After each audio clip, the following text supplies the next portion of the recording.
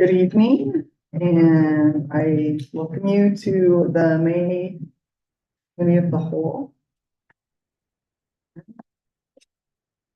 Talk about the posting of the Open Meetings Act. It legislates the methods by which public meetings are conducted. Information pertaining to this act is posted in the boardroom. Sheila, could I have you do roll call? Emily Garrett, Joanne Green, Present. Cindy O'Connor, Skip Altic, Present. Angela Blazy, Present. Matthew Peterson. And I would entertain a motion to excuse Mr. Peterson and I move to excuse Cindy O'Connor and Matthew Peterson. Sheila. Joanne Green, Aye. Skip Altic, Aye. Angela Blazy, Emily Garrett.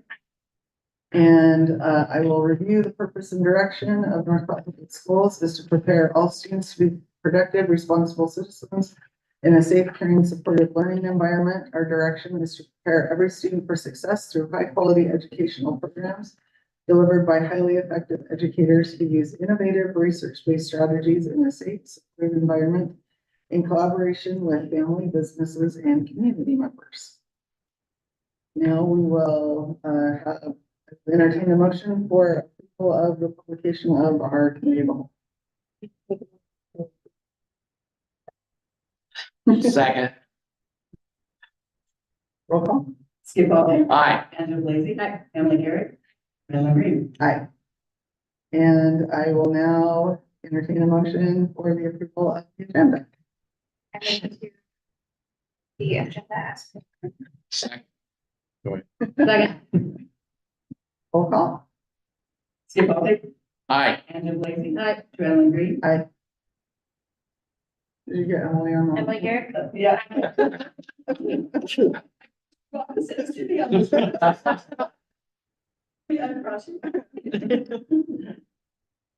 And would all who is able to join me in the pledge of allegiance? I Pledge allegiance to the flag, United States of America, and to the republic which stands one nation, indivisible, with liberty and justice.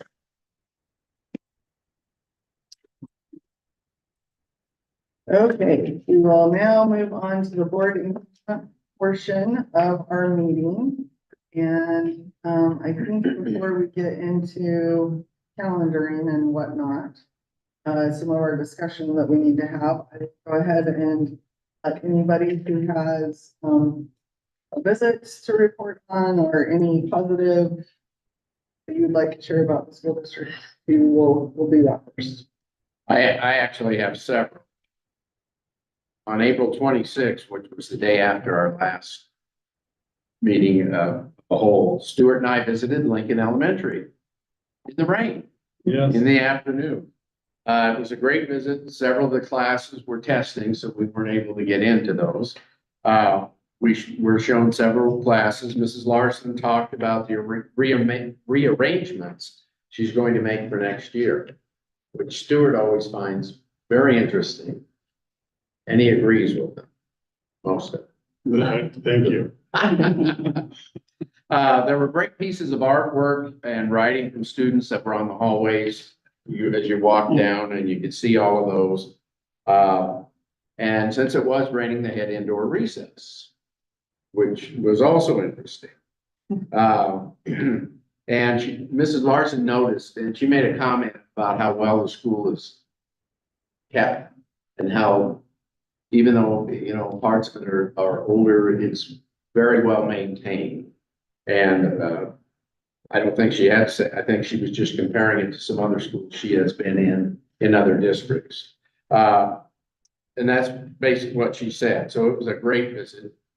Then on April 26th, I attended the spring play Shadows of Ambition that was put on by at the PAC. It was a play adapted by Mrs. McDaniel's advanced acting class. It's an adaptation of Macbeth. But it was set in a high school area of football players and so forth. Instead of being king, going to be the top football player and so forth. It was 40 minutes long.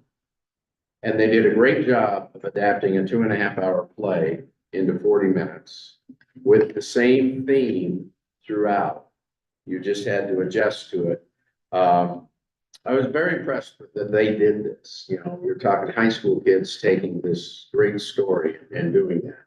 With some extremely strong characters, kids that generally aren't on the stage most of the time, and I was impressed with them. For a class that was, for me, very enjoyable. I didn't take my grandkids to that because I didn't figure that idea of killing and so forth would go.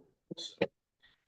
Then on May 1st, I attended the North Platte High School's traveling show, where they traveled to all of the elementaries, Theodore and the Quest for the Weird Beard. I was highly impressed that she had 29 students involved in that traveling show. I went to the, I should say, we all went to the public appearance of it. Mrs. McDaniel has just done a great job with the theater department at the high school with all of these various things that she is doing. And I just pat her on the back for that. And on May 17th, I attended the 7th and 8th grade band orchestra vocal concert held at the PAC. My wife and I both talked about how far these students have gone from 6th grade, last year, my granddaughter's 7th grade, how they've gone from last year in orchestra, which she's in, and choir, and she's in swing choir, to how they have advanced just in a span of 2 years. And there's so much talent, whether it's orchestra, whether it's band, whether it's choir, whether it's swing choir, in all of these kids. And Mrs. Weatherly, Mr. Baxter, Mr. Stoner are just doing a great, great job. Very enjoyable. Place was almost full. And it just shows what great teachers we have and how they put all that they have into what they are doing. And then what you see is the performances by the students. So I had a really good time watching all this. That's all. I'll share. Next, mine, I have kind of a positive and then a negative part in that are kind of wrapped up together. So I mentioned it in our meeting just because I had some follow-up questions that come from it, but I didn't dive into it too far, but I was able to attend. It was a landscape assessment, and I'm going to look up the organization that's actually in charge. Families First was kind of the local facilitator here. And then Nebraska Children and Families Foundation is the one who is essentially visiting communities and doing some research into what our needs are and what we're trying to address those needs specifically in our preschool in our community. And so it was a really interesting conversation. I think there was a wide variety of voices in there, which made it, I think, really interesting to hear from a variety of people. But one thing I was particularly pleased with that I think is something we're doing well is when they kept asking questions, the facilitators of this conversation were not familiar with our community at all. They're from the other end of the state. And so they kept asking questions about well, what do you provide for this? Well, what about this population? Well, what about this? And pretty much everything that they addressed, I felt like in the public school system, I was like, yeah, we do this, or I know that we provide this, or we have this program that addresses that. And so I think they were kind of surprised maybe that we were meeting the needs of our student population, especially some of the younger, in that way. So that was kind of cool to see those conversations unfold. But that was kind of what prompted me as we were discussing in our last meeting about ESL services for that population. That was a conversation that had come up specifically there, that there might be some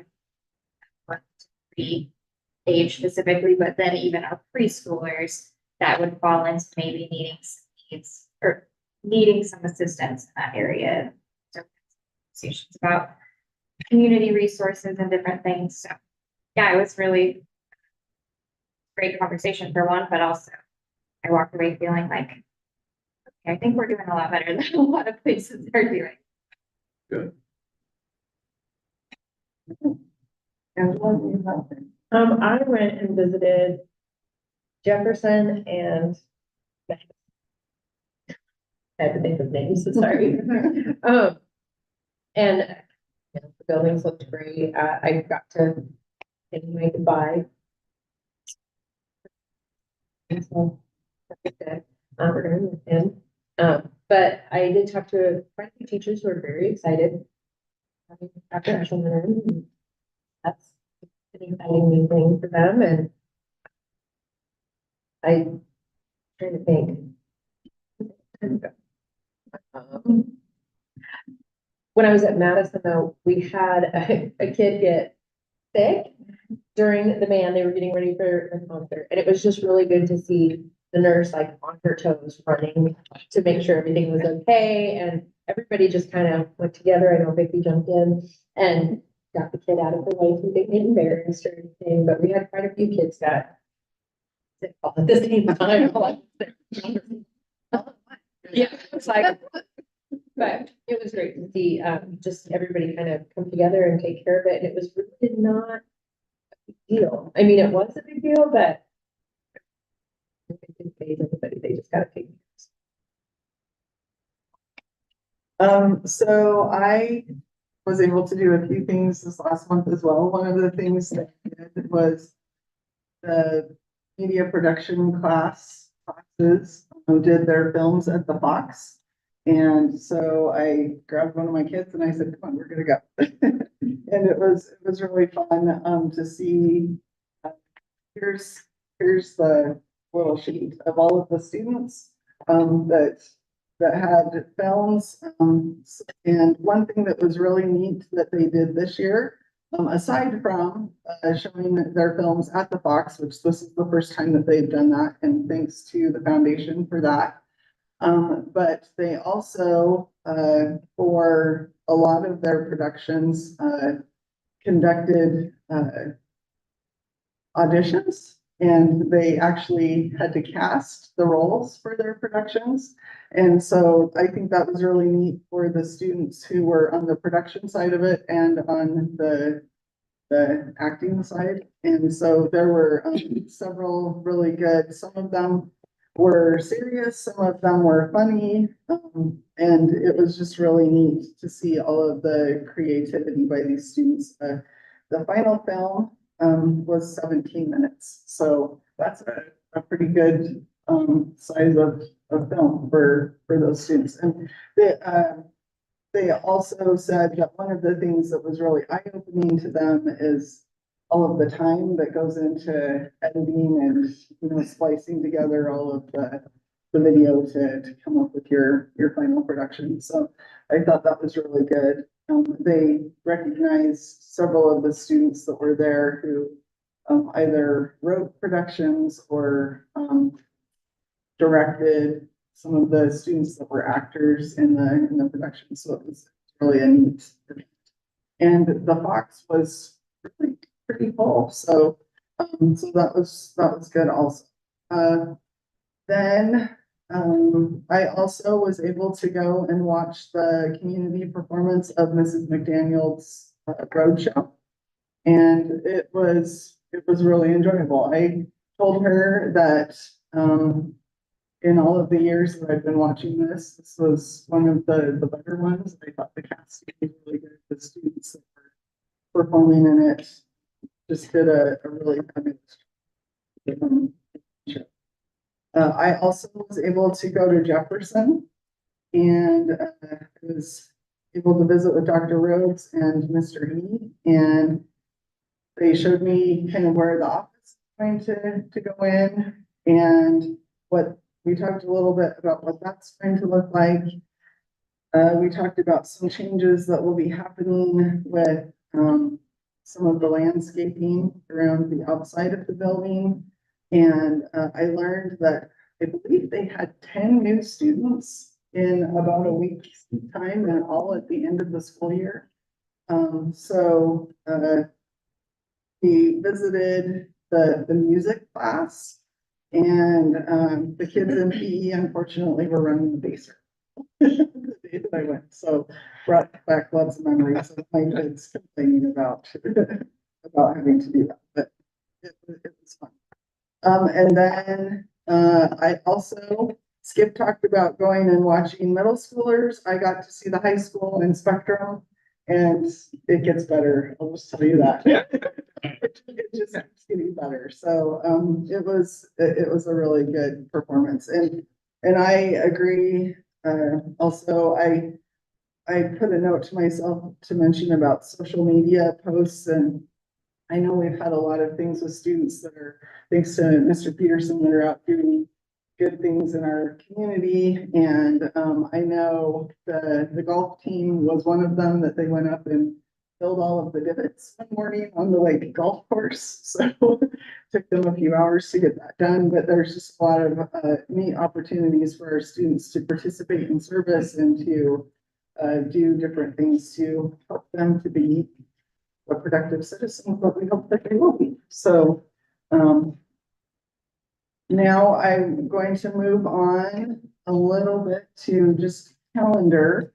Before I forget, one of the things that Mr. Alpick brought to our attention tonight that I just kind of want all of you to think about, and we'll have to vote on this potentially at our June meeting. Our meetings for committee of the whole for October, November, and December, all on dates that maybe everybody would like to not have them. Halloween, for example, and then it would be near Thanksgiving and the day Thanks. after- Oh, thanks. on Thanksgiving Day, and then the day after Day after. Christmas. So we'll probably be needing to make some changes there. One of the things to consider for November is that the state board conference is always the week before Thanksgiving, and so we may need to just forego the committee of the whole for November. So I'll just kind of put that out there for everybody to think about, and then we can decide. I think the other meetings, we may be able to just bump up a week, and even though it will be a little bit close to our regular meeting, I don't think it'll be where we do on Monday and a Thursday. I think it'll still be far enough away that it should be fine. So, but we'll talk about that regular meeting in June. Then, so just for calendaring, June 10th, we have our board meeting. The 13th and 14th is the strategic planning session that Emily and I will be participating in. And then on the 27th is our committee of the whole meeting, and that was the meeting that we have scheduled with Sherry Becker to come and do a little bit of some of that She will be here. strengths training. Yep, so she could be here that day. It's the 27th of June. And so I was hoping that we could maybe meet with her. I was hoping for maybe 2 hours. Maybe of the whole, I just want to see what everybody's So like 3:30 thoughts are on that. or like 3 to give a break between the two. Yeah, we could, No difference. Right? yeah. And I think even Dr. Rhodes and I had just talked about that maybe June could be a lighter meeting potentially. And so we could even start that portion of it, maybe even a little bit later, and then start our committee of the whole meeting Whatever you think. a little bit later. So, does anybody have any, Do we need to have a break? follow through, just have a 10-minute restroom break and then Yeah. just keep going? I mean, I'm gonna see through all of it. Not gonna matter. It matters. So, Yeah, generally the summer needed. In the past, the summer committee meetings were not. Well, I think, and we'll talk about it during the legislative update, but when we look at policy review, we'll probably get that information out to you in a week or so for you to look over with the intention at the June regular meeting, approving those amended policies. And sometimes that, you know, could be the committee of the whole June, but yeah, I mean, we've got a lot of different hearings that we've got to have. Sure. Yes. So I think I think our intention is to make that June committee of the whole. The only other thing that I could see potentially with the June committee of a whole is maybe a little bit more discussion about the board self-assessment and the goals. Marcia just got that to me late last night, so I haven't had a chance to review it and just make sure that I feel like her. So, but that is something that we'll probably be starting to talk about some more again in June, so. You just decide. Are we still planning, are we having a budget workshop? That, I think, is that in July, it's one of the planning on. Probably that June. You. Shorter. Yeah. So, and then, just looking at July, we have the board meeting on the 8th. We are going to be helping with the food truck on the 9th. Is that right? Okay, and then we have the committee of the whole on the 25th. And then the only other thing would be is if we had a budget meeting, in July.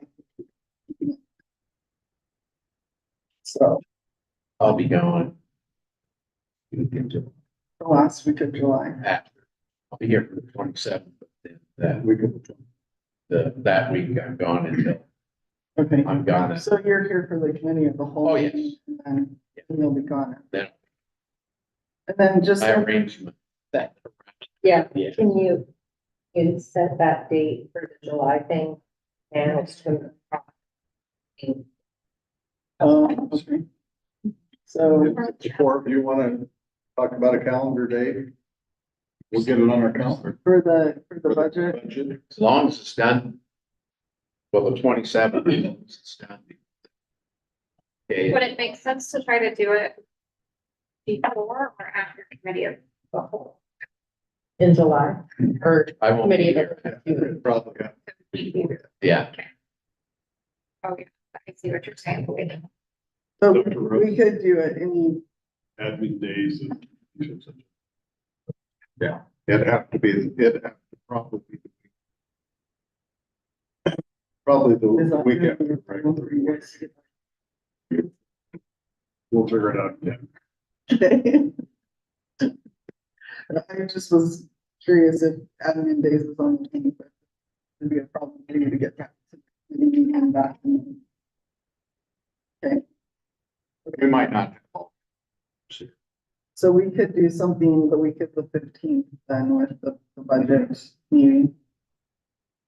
Can And we do the 15th?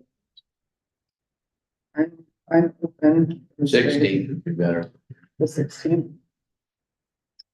Because I'm on Yeah, the. these are- Either side, work for you. Might take a- Or budget hearing, or budget workshop. No, that's. Oh, So we'll tentatively say the 16th for the budget. workshop. When would we do that? If at 10 o'clock would work. Traditionally, I've kind of done. I think Working, 10 June, how long is that? I think since it's just most likely to be. yeah, so. We'll just need to check with Matt and make sure that his schedule is. Yes. That sounds. We talked about it. Okay.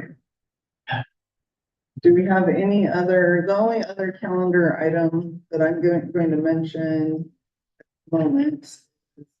I believe the area membership meeting is in August. I think So- we're the first one. We did. So, When's that? Yeah. okay, and then do we have any idea when this back to school kickoff will be? Cause that's usually in August too. What time is that? I believe, did we say Friday the 9th? First, They go back. I can have five. No, that's 8. we did it on Thursday. Yes, Thursday, the 8th. Okay, so August 8th. Yeah. is going to be the case. And we will do like we did last year, we'll have a luncheon for staff and then we'll move it to the. Lunch for the- Yeah. Okay, So. okay. All right, so is there any other calendar items that we need to mention? Other than the one that's on our discussion. Other than on our discussion? Okay, so we will move on to the staffing update and Mr. you. Precursor, we're not completely fully staffed, but we're pretty darn close and we're not done and we're not done recruiting. And so this will be a good example. We had a staff member that asked to be released from their contract and it's a situation where they wanted to move and obviously contract. So I talked to that staff member, said we'll do everything we can to try to get someone to replace you. And lo and behold, I advertised it on the 23rd and we hired a counselor on the 24th. Elementary counselor. So really, yeah, unbelievable that. So we're very excited about that. So that individual could be able to go on with their life, male elementary counselor. So you never know how these things are gonna turn out, but come to work one day and people want to leave and here we are with the brand new elementary counselor. So we're short 3 positions right now and we're working hard at the high school and we're working hard. The high school team is working that all out to make sure all those sections are covered. We have to have a plan. So that's being done and taken care of. In the meantime, we'll continue to recruit and look for people. What are English, journalism, science. Yes. Yep, absolutely. So the final number so far is 37 resignations, retires. There were 6 retires, so 37, and then we actually hired 38. But a couple of those, 1 canceled out and then 2 were not returning, so we're at 35 for this year. So you can see if we had a couple more, we'd be right where we need to be, so we're caught up. So feel good about that. I think that's about all I got. It's actually pretty. All right. We will move on then to the early childhood report and Mrs. Douglas. Alright. So I'm gonna give you guys an update on early childhood and in particular our preschool program.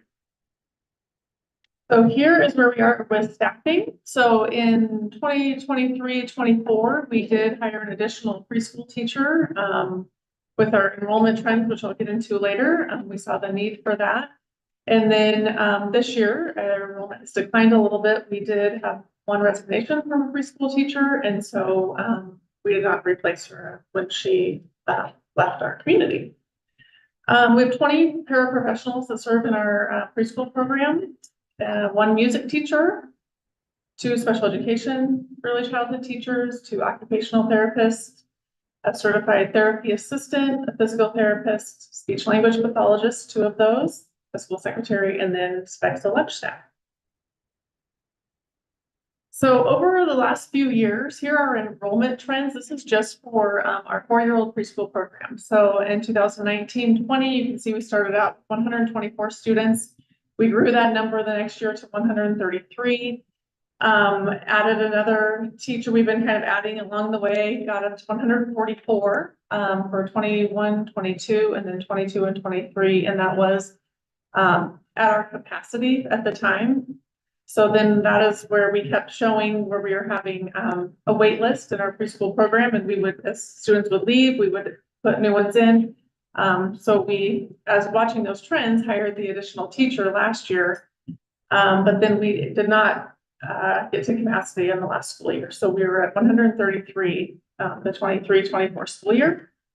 And then right now we are sitting at 114 students for 24-25. And we do have the ability to serve 100. I would say you expect more people to enroll. Yeah, our enrollment is still. Quick question, just so I don't get past, did you go back? Yes. So when we're looking at our staff, like some of the things like speech language pathologists, for instance, I assume are those shared staff that are also working with students, or are they strictly working with preschool? They're strictly, those two speech paths are strictly preschool. Is everything not strictly preschool, or are they, Yeah. some of them would be shared? The physical therapist would be shared, Right. occupational therapist, but. Yeah, so our physical therapist is actually birth to 21. So she serves The whole district? the whole district. Yeah. Yep. Which is amazing because most school districts don't have their own physical therapist. And then our occupational therapists and our certified occupational therapy assistant, those three also serve birth to 21. Okay, perfect. I kind of figured that was the case, but I wasn't sure how that's what worked. And then and then just one more thing, early childhood special education teachers, one of them is birth to 3 and one is 3 to 5, the preschool age. And just for clarification, some of those serve students that are not in our district as well, like with St. Pat's, and because we have an agreement to serve those students. So all students within like our district, Mhm. birth to 21, we serve in special education. It doesn't matter what preschool they go to. Our preschool special ed staff serve all the preschools. So they go to all the private preschools to serve kids in special education. They go to like our Redeemer preschool. They go everywhere. Okay. And then our birth to 3, they actually go into homes. Yeah. One more thing on this 4-year-old program. So over the course of a few years, there has been mention of having it would be nice to offer our program to 3-year-olds. And our goal has always been to make sure that we can educate all 4-year-olds before we kind of move to other age groups. So I feel like over the last few years, we've been able to successfully make sure that all 4-year-olds in our community have access to preschool, whether it be public or private. But with our enrollment patterns low, especially the half-day program for 4-year-olds, we started talking about the addition of a pilot program for 3-year-olds. Just because we have the afternoon preschool kind of open, that section open. So for 24-25, we opened an application process to pilot a 3-year-old program. So and we will serve 16 students in that classroom next year. So all of our teaching or our preschoolers, they utilize Teaching Strategies Gold to collect data on how our preschool students are doing. This data that I'm going to show you, that includes all of our preschool programs that are public, and then also when we serve students at the private preschool with the education, they are counted in this data because they are in our school system. All right, so you can see we are right now, we're just getting ready to close our spring window. So I have fall and winter data for you. So social emotional development, these are skills that they're assessed on how they take care of their own needs, how they're eating on their own, dressing themselves, forming relationships with adults and peers. So you can see in the fall, we were 54% of our students were falling below that benchmark, but by the winter, that number decreased to 21%. You can kind of compare the different trend data. And then by the end of the winter, we also had more students that were exceeding in that category too. I looked at that wrong. 54 were well below, and then sorry. Physical is like skills like balancing, fine motor skills, using their fingers and their hands, kicking a ball. Language development for preschoolers is like comprehending, following directions, engaging in conversation, picking up on those social rules of language. Cognitive skills that they're assessed on would be how they are attending and engaging, if they're being curious and solving problems, recognizing and recalling skills. Literacy would be sounds, knowledge of the alphabet, responding to books, writing skills, like learning how to begin to write their name. And then mathematics would be counting, recognizing numbers and shapes. So we have some really good data here that shows some great growth throughout the year.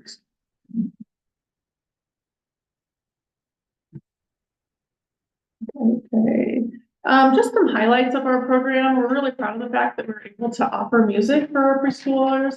Mrs. Kammer, she shares, Buffalo students. She also travels to Jefferson and Washington to serve our preschool students there.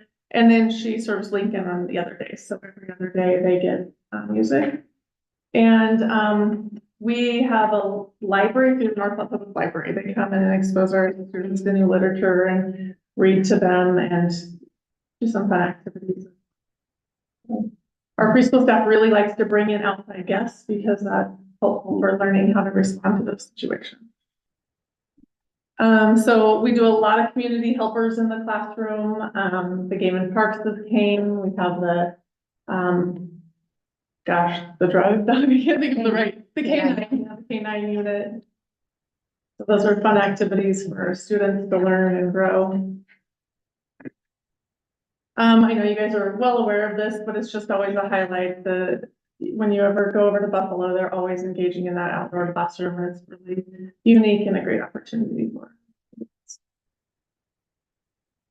And then, of course, we do field trips. Every couple months, they have many field trips for our preschoolers to just get them exposed to the community and learn about all of those different things and interact with each other. So it's a great learning experience for our preschoolers. And then last but not least, so at COVID, we stopped doing our preschool graduation. And after receiving quite a bit of feedback last year of our community wanting that to come back, we did bring that back this year. So we had formal preschool graduations for all of our students. And that is it. You guys have questions about our preschool program? Looks fun. May I add one thing? One of my favorite field trips is the Children's Museum. So on a Friday where they don't actually have preschool on Fridays, there's a couple classes that they can bring, their parents can bring their kids to the Children's Museum, and then all our staff meets them out there. So they can interact with each other at the Children's Museum, which is fun because not all kids get to attend that. So that way we give them opportunities throughout the year to do that. Thanks. We have a really cohesive group, and so I think it's really special that our preschool teachers collaborate with each other, and we ensure that whatever preschool classroom you're in, that you're getting the same curriculum, same exposure. So they're very aligned, and we're really proud of that fact. And very damn true. Mm-hmm. Yeah, it's a great program. And my grandson was in that. He'll be a third grader. He was in that when they moved to town, and I saw great growth in him. Mm-hmm. In a lot of ways, attending preschool for that year.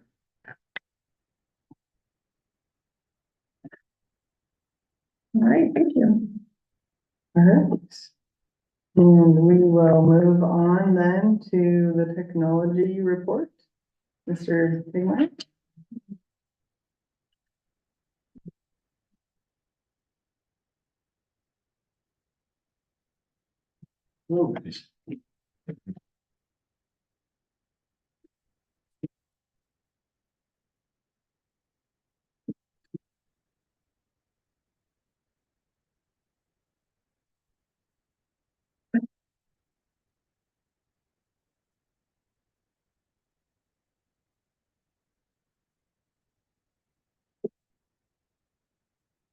Well, while everybody's talking and we're waiting for technology, can we get the Spark data thing to work where like she can share her slideshow and I can hit follow and see it on my phone? Yeah, we can, Cause I'm blind and I can barely see. yeah, Sheila, you want to make a note of that, of the reports? Thank you. Generally, they're on it for the. Yeah, yes, they are. Well, I've been trying to follow for the last few months and it doesn't. Except for the finance. That's all. Stuart, our The things I don't,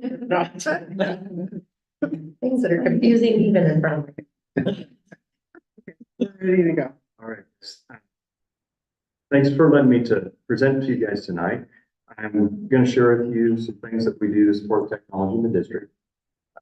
This includes things such as the infrastructure, systems, devices, security, data reporting, support training we do. Who are we? We're the geeks of the. We're still yeah.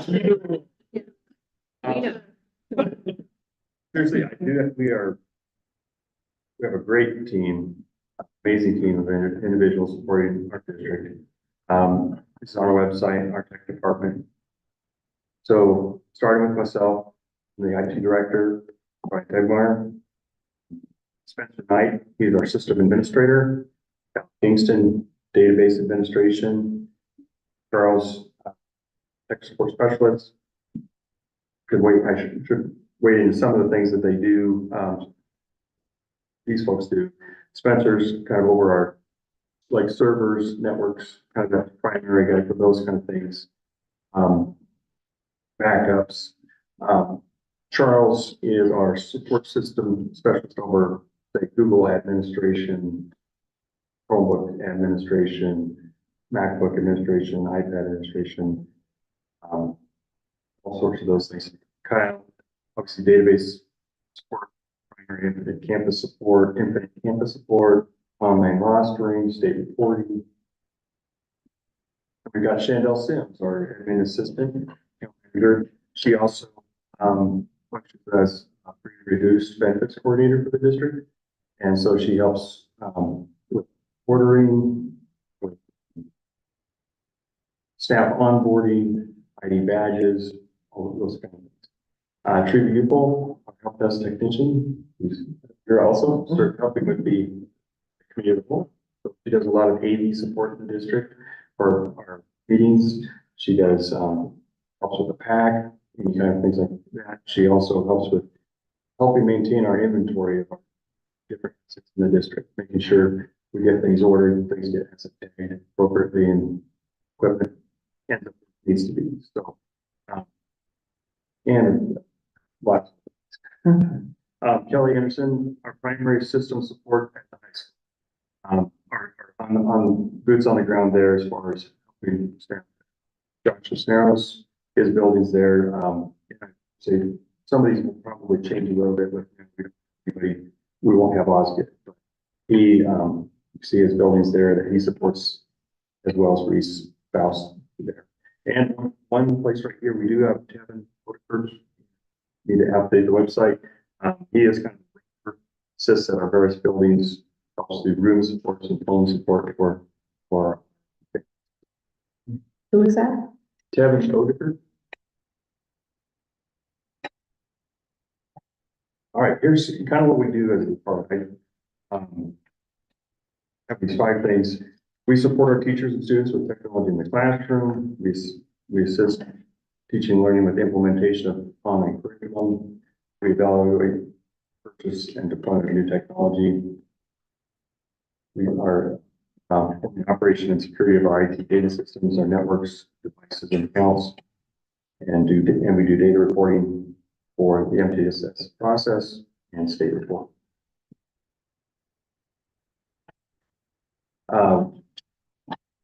Starting in the 2021 school year, we went 1-to-1. What did it got us there? We deployed 612, our 6 through 12 graders, take home devices so they could take it home. And we moved to 4- and 5-year deployment cycles on our Chromebooks. We want students to have good battery life and performance throughout their school career.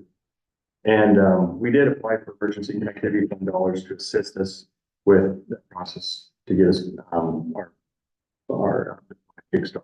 So, our staff computers, we are on a 5-year replacement cycle. We do put money away each year to support grading teachers. We did move this last, cycle, we moved to MacBook after a year-long pilot process we did. And, our next scheduled replacement, I guess, we're planning to be 2028. We support various computer labs. Now that we're one-to-one, we don't have as many as we used to, but we still do have some specialized labs for these things. And so, for example, the high school, Brandon has an IT lab there, 1537 or 80, yeah, one of those. And then, we have a journalism lab, CAD lab. Cahill has a lab over there as well with MacBooks. And so, for various, programs that they run there. In these labs, they're running industry standard software such as Adobe Creative Suite and AutoCAD, so they're learning skills to produce video, photo, publications, CAD engineering drawings, and stuff. This is just a picture of our Z-Space lab at Adams Middle School. Maybe hopefully you've all got to see that there. There's 3D virtual reality they do in there for STEM learning for a list of our user devices that we support in the district, by the numbers. We're after phasing away from Windows, that number will continue to drop, but we still have a number of them. So 300 Windows desktop laptops, 131 MacBooks and Mac Minis, 460 iPads, 313 Apple TVs, and then our Chromeboxes we support are obviously our student assigned ones, as well as we have kiosks to run things like digital signage and time clocks and microservice stations. Just some programs that we use for managing those things. We really appreciated when we went to Mac. One thing we'd always do during the summer is we'd have to re-image our Windows computers, so we'd have staff come in and re-image those, turn them in, and they would not only would they be without them for a little bit while we did that. It was an inconvenience for them, but it was something that we just had to do as a department to keep those updated. So with mobile management, Charles has been working with that such that we can deploy updates year round and somehow, even when staff are home, staff can delay them for a little while, and then it's a forced update once timer hits. So they were really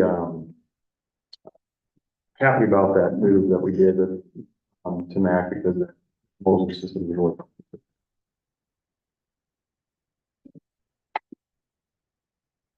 Student device incidents, assignment and incidents. So our technicians use Learn 21 TDD asset for tracking Chromebook assignments, loaders and incidents.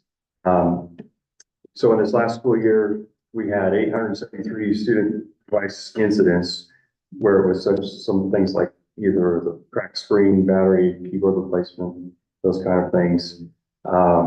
We had 527 times when a student forgot the device to bring to school, so we assigned owners and set up next school where we have a staff member there. Parents do have the option to purchase device insurance for $10. So we don't charge typically at the elementary level unless it's student breaking something on. At the 6th to 12th grade level, we do images unless it's no cause to the student, if it's on the device. Has the $10 to help? I mean, I know there are times when there are additional costs above the insurance, right? And so, but that seems to be keeping us where we need to be as far as. Yeah, it helps to take care of those costs. Yeah, I think the cost, what we charge for insurance, I think it's been a good, I guess, story, Mike. Yeah, I was just going to comment, on a monthly basis, it'll be an activity fund. I can bring it up at the, June board meeting. But, we deposit all the money into an activity account for Chromebook insurance. You'll be able to see it out there on the activity schedule. And then anytime Brian has to replace a part on a computer, it'll come out of there. And so with that, parents pay the $10. It's sort of like your household insurance or your car insurance, where you pay it. You still may get a discount. You may have to pay a portion. We've scheduled it out where I think the first one is free. The second one, you have to pay a deductible, so to speak. And then the third one, you have to bear the cost when we get there, but we haven't had that. Just really quickly, I was gonna bring it up just so that you could see, I could let you know. Currently, right now, we have 32,000 sitting in the Chromebook insurance account. As I said, as Brian replaces them and as he shows up here, we've gone through 873 devices and we pay for those costs up here. And if people haven't taken advantage of the insurance, are they offered that at the time? So if they haven't taken advantage of this insurance, that they would pay that cost, but they would be offered the chance that they would like to after that. Okay. Insurance. And if a family member comes, later on in the year, well, hopefully that it's communicated to them that they can buy that at that time. But, there's consideration for, yeah, if a family, has something damaged and then they realize, oh, I should probably buy insurance. Buy the insurance at that time. And do you feel like we have a fair number of people that take advantage of it? In the front end? Yeah, there's quite a few that do. There's those that don't. There also is, I would say, times when we've had families that, on hardship, that get their own. We say if you fill out a waiver form for reduce that, if you're on that program, we do allow. We haven't tracked the number of people that have paid the $10, but we can. Yeah, I think that would be really Okay. Online curriculum, we support the district. We work with teaching and learning on adoption of the online curriculum resources. We support the rostering processes and work to ensure appropriate student and staff access to the based on the inter-campus sports enrollments. Students and staff access many of these resources through the platform and use single sign-on using the district. So it makes it one-stop shop to get to most all these resources. Here's a list of our district management software. Some of it, starting for the campus, is one of our primary systems. See, Link ERP is a financial HR Box system. You see, we use a sub-color system, various systems that we deploy. And obviously, we're a Google school, so Google Workspace for Education, which at this point has been free to the district, which is, there are things on here that we are taking advantage of this as free.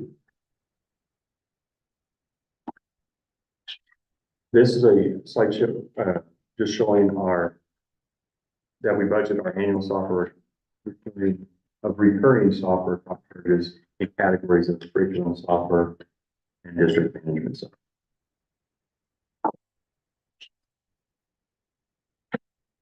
Infinite Campus obviously is one of our primary systems our district uses and has student information. We began implementing online registration update for all families to update their information. We also transitioned from BCS lunch to Infinite Campus lunch. We also employ online payment in IC. We're kind of a one-stop shop for families who pay for their lunches, course fees, optional device insurance can be done for that. We're expanding IC, or that we use it for activity registration for families. We're looking at also creating a registration for the Wednesday afternoon care. This spring, we also piloted attendance requests in the portal for NPPS. We had close to 200 requests in the month of May.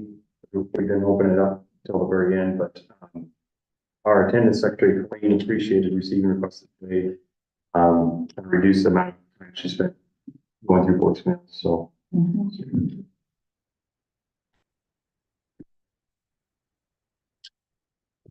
data reporting. So an essential part of the work we do is around data reporting. Kingston plays a key role in our district to provide reports needed by administration and the teaching staff to assist in the MTSS process. We work with the teaching and learning team, and he developed a tiering of students on the SCAS growth, math, and ELA scores, as well as attendance and behavior. This year, Kyle built some visual reports using Google Data Studio. Pairs are summative assessments and SCAS grade assessments.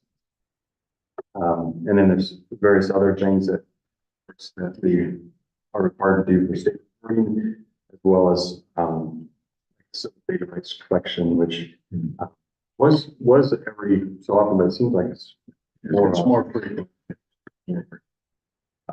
There's a pandemic, the PEDP reporting that he assists with, as well as some reporting for Kids Club.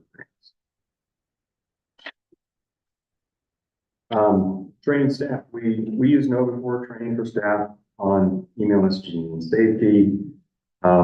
We also circulate warnings to staff on training phishing scams.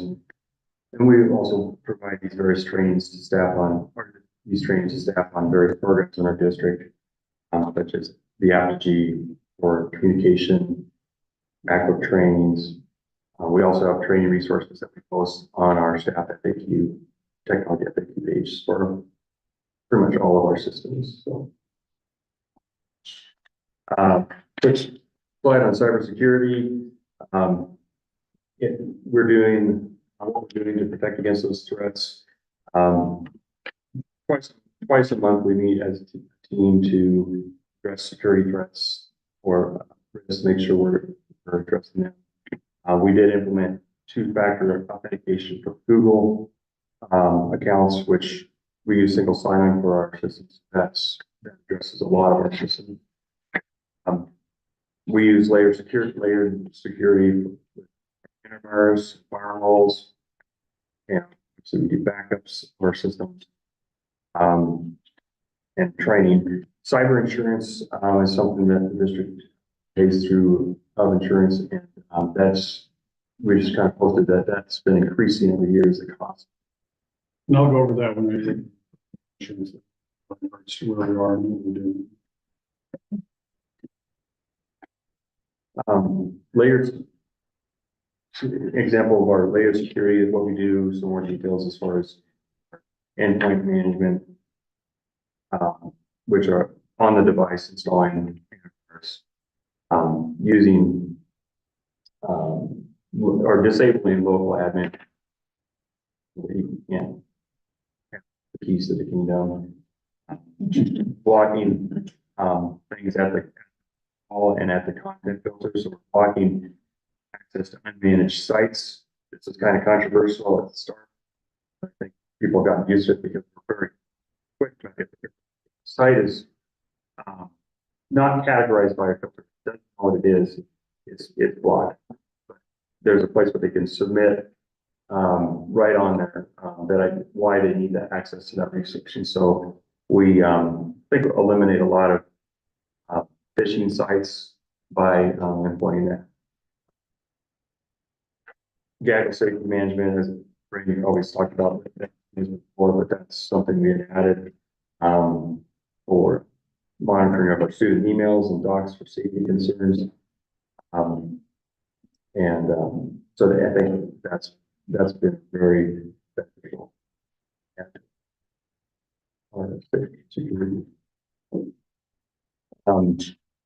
These are systems we use for backup. We do backup our not only from to high school, but also to the cloud, and then our Google Workspace is also, for our staff accounts, is backed up as well. So we need to get back in time and do that. So the infrastructure that we support, we have our managed network switches in the buildings, access points, phones, servers, cameras. I'll have to see, yeah, we've slowly increased from when we first built the high school.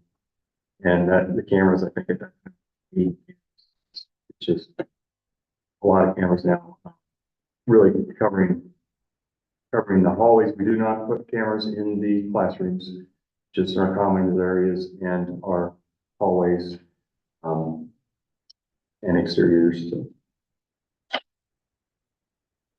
Servers, again, just the various systems that we have. We do, I touched on this a little bit, but our asterisk phone system, a lot of districts have to pay annually for a managed phone system. We did, when I was first in the district, we had a Siemens phone system. That's an annual cost that we use an open source software, asterisks, and then the phones that we buy are just kind of industry standard SIP phone. So it's something that we do and host our own. So save that cost. Physical security. These are things I serve as a member of the district safety committee, and we manage these systems and monitor and secure our district buildings to keep our students and staff safe. Something I guess added this last year was the Armor Bus video management system. Before we kind of had on the buses we had a hard drive and cameras, but to retrieve that footage, John would have to pull the hard drives out and plug it into his computer, download the footage, and so this system basically bus pulls up to the bus barn.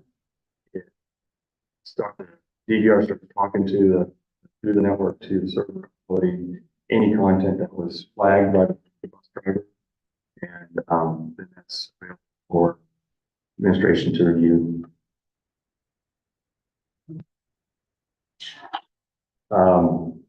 E-rate funding. So we participate annually in the E-rate cycle.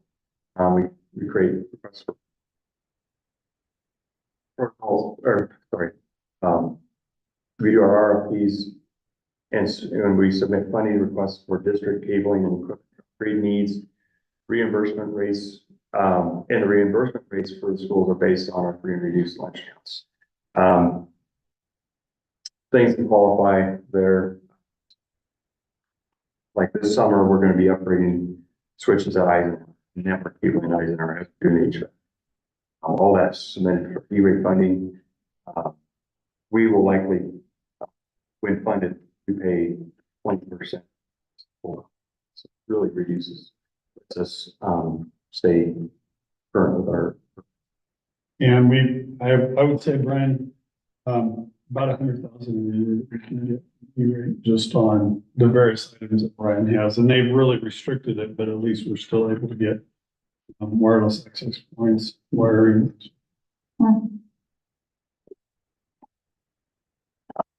This just showing kind of what we do in our classroom projection. We were able to use ESSER funds to upgrade our classroom projectors, 250 new Epson 725 projectors.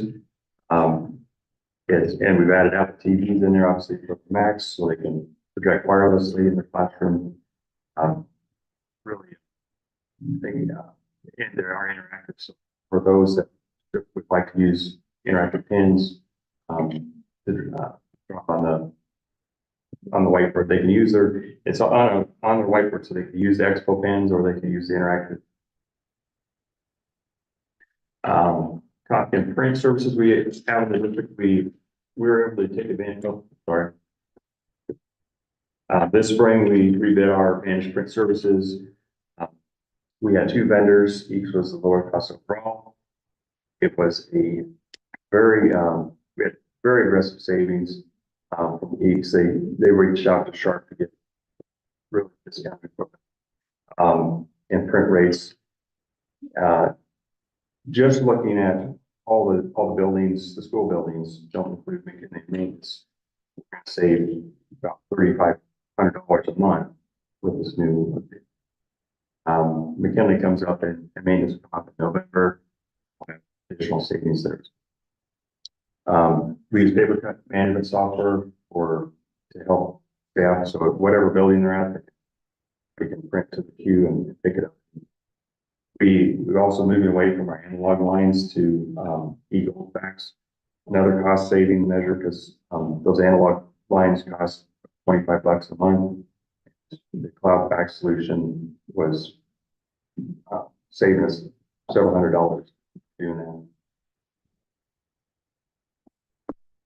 Audio visual support. Here's some things we do. We do district PD day trainings. We do sport and activity banquets, school music programs, board meetings, our new Daktronics, watch park scoreboards in the gyms and then football fields.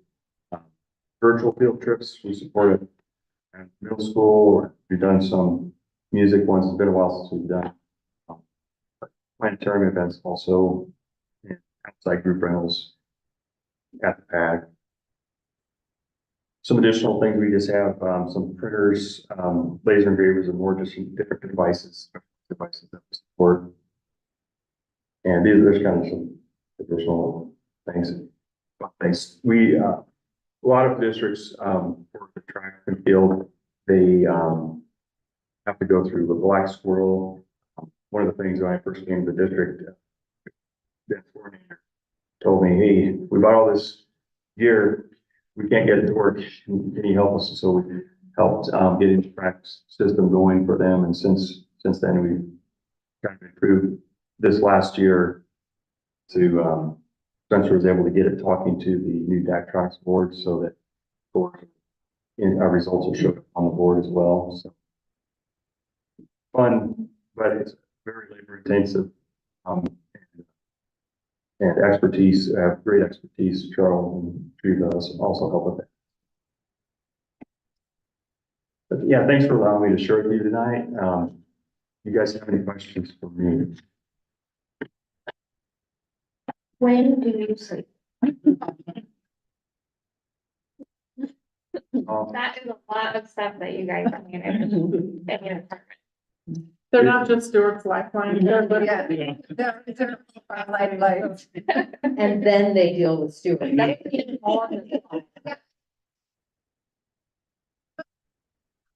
There was a time in the department where it was kind of before, there was a time when Spencer, for example, went away to college, and I was struggling. I was so glad when he came back. Just, I think we just have a great team of individuals that do have these different areas. We try to cross train so that if someone's gone, we can handle things. You know, Kyle is one. It's hard to do because some of the stuff is really specialized, but we try to fill in when we can. So. Well, very much appreciated. I think it's great that when, I know there was a program that you guys designed that's going to kind of help teachers track everything with students. And so just all of the innovation and everything that comes out of your area to make our lives easier and better is fantastic. Oh, we love to do it. We're geeks. Yeah. And I also, just, I guess from a parent perspective, appreciate all of the things that we're now able to access through the parent portal, you know, paying lunch balances and all of those types of things where we used to have to physically go somewhere to take care of those things. It's really nice that we can just click a few buttons and take care. Really appreciate it. I think it also shows all the things that you guys do that I think not necessarily us board members or the administrators, but the public on how much is involved in technology is just not taking care of a kid's computer. You have all these other things that you guys are always busy with. I think the more that they understand that, they see how essential you are to the running of the district. Let's shout that out loud so the parents hear it. You know, when your kid takes a key off with a sport. We have people who are doing real technology stuff and they're fixing your keyboard. Thank you, we appreciate it. Thank you. Thank you for what you guys do. I mean, I can tell when you were reporting that you make an attempt to be very budget conscious and to make decisions that are not only good for the district as far as providing our students and staff with opportunities and resources, but being responsible. So I appreciate that because I know sometimes that probably actually means more work for your department to manage some of those things when it could be more easy to utilize that. So thank you guys for Greatly appreciate it. All right, so we will now move on to our 2025 graduation discussion, and Dr. Rhodes, I'll let you read that. So more of an awareness and then certainly a discussion, with the 2024-2025 approved. It was brought to our attention by Mr. Jonason that we might have a conflict with the Saturday commencement. So according to the approved calendar, graduation for this next school year is on May, which is that Saturday. Unfortunately, baseball district finals fall on Saturday. And if you followed our baseball team, even with a modified schedule, in their first year, made a district. And so we've had discussions back and forth at the district level and with the high school.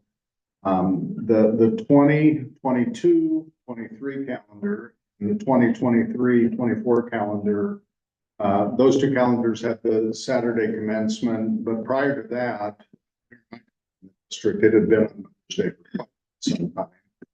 So I believe we will be bringing a recommendation to the board in June to amend this calendar and moving commencement to that Sunday, May 11th, is Mother's Day.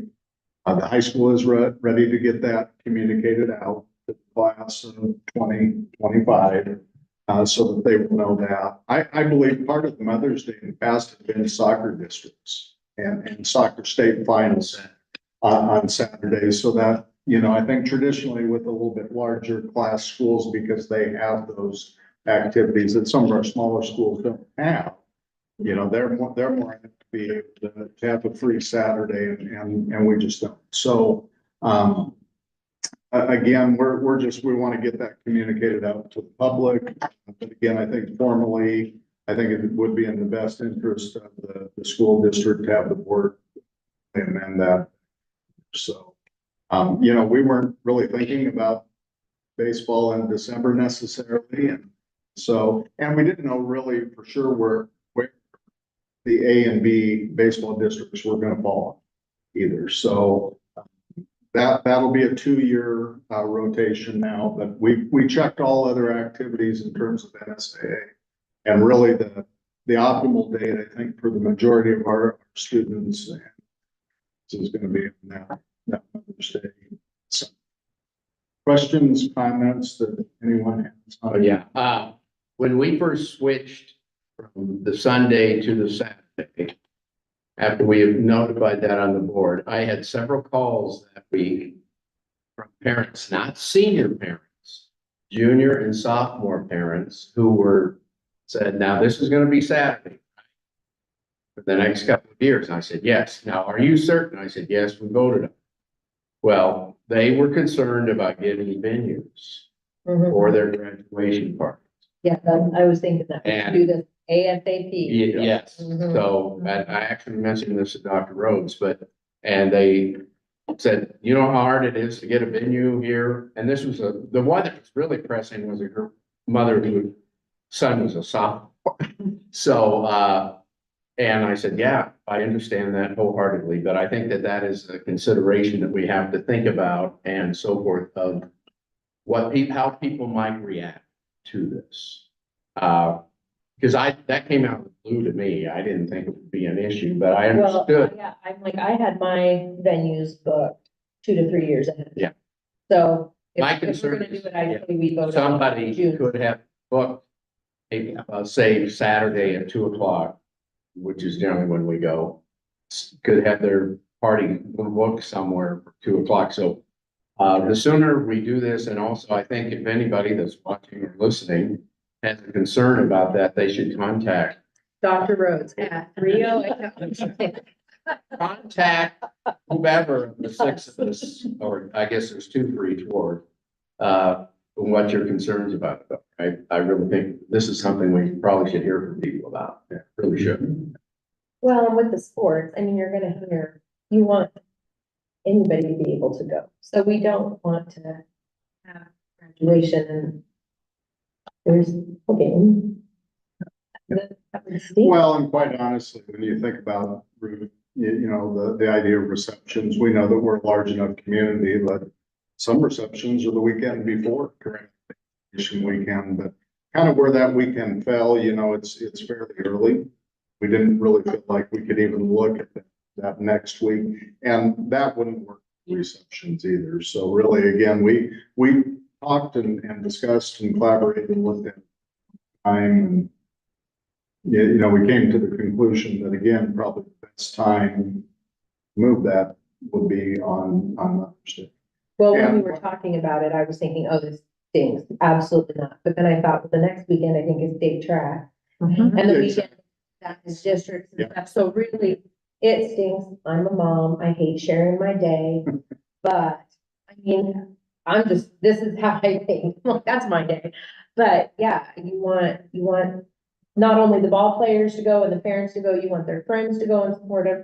We want the community to be able to be there. And so, yeah, but I think definitely as soon as possible, get this next meeting, vote for that or vote.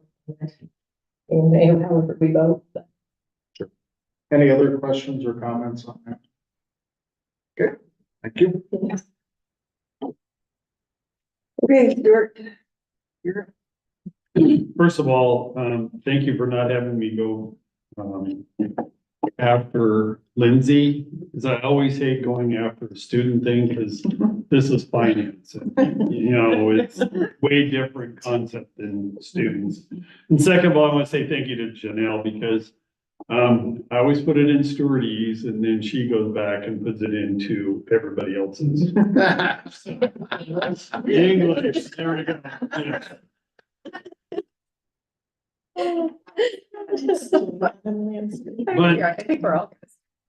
I do want to say, first of all, that I always follow strategy 3 to anything and everything that I do for finance.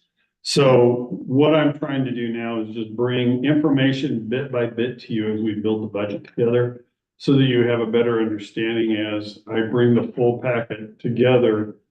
The dollar amount of, we'll just say 56 million, won't be as shocking, because you've had bits and pieces throughout there that hopefully you've now built a building blocks of what happens in the district and how that could be the district budget and what we need to do for our students and staff. So with that, we've been talking about non-personnel items. And in that, we talked about building budgets and how they're developed and what goes into that piece. And so the next piece that really drives me is insurance costs and utility costs. Because we try to control as much energy that we have in the buildings as possible. If you go out and talk to teachers, and I know everybody is touring buildings, you know, teachers know that they only have a 3-degree of separation between how cold it is or how hot it is in a room, because we're trying to control that energy and trying to control the electricity as well as the heating fuel. And in that, we can't control the electricity in the building as much, because that's set by the city. We can make sure lights are shut off and other things are going on to control that. Natural gas is set by Northwest Energy, and it's set at the market rate.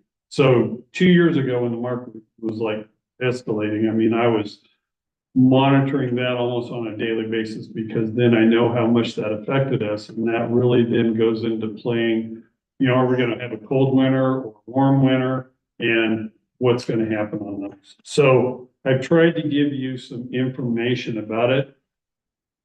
Taking a step back and look, we have a large footprint in the district. We have 14 buildings. 7 of those are elementaries, 2 middle school, 1 high school, 2 preschool, our maintenance building, and our administration building that we're in here. So we have to monitor all those pieces of information, and we put a lot of this, not a lot, all of this data into a database that actually, once again, goes back to what Emily said, saving money. The tech department developed a database for me, and I have people put in all the information from the city and Northwest Energy, so I can monitor that on a 12-month basis to see how much energy we're putting out yearly and how much dollars it's costing us, so that we can say, you know, can we control this or can we not control this, or do we have some areas that we need to improve on? So you can see what we do in regards to electricity and consumption within the district. And then obviously, we also talked about Northwest Energy. I'll come back to insurance in just a little bit, but I want to take you through what I look at.